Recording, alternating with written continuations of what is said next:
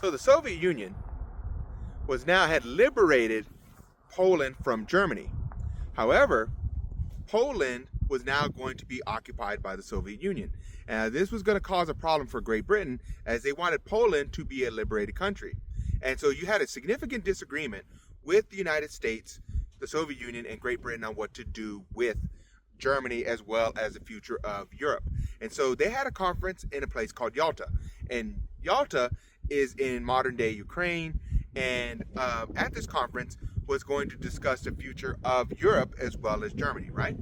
And so Germany was to be divided into 4 sections. The Soviet Union was going to control the eastern part. France was going to control a sliver of the western part of Germany. The United States was going to control the southern part. And Great Britain was going to control the northwest part.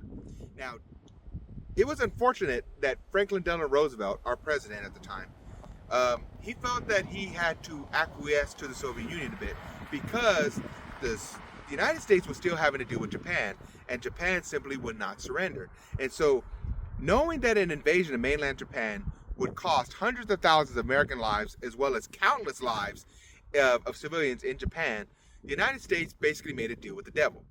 And that devil's name was Joseph Stalin. And so Stalin, the leader of the Soviet Union, Franklin Delano Roosevelt asked him and said, hey, we probably need your help invading mainland Japan. And so would you be willing to do that for us as part of this agreement? And Stalin said, sure, we sure can, for a fee. And so that fee included a couple of provisions. Joseph Stalin wanted to get some gains back after, Japan and Russia had their own war, and Japan had actually gained some things from Russia at the time. And also, the Soviet Union wanted to make sure that Great Britain and the United States left them alone and allowed them to basically operate in Eastern Europe, since they've already set up shop there. And so the United States acquiesced and basically did a form of appeasement. You could say it's similar to Neville Chamberlain, basically to avoid conflict with the Soviet Union, because the Soviet Union is already there in these eastern countries.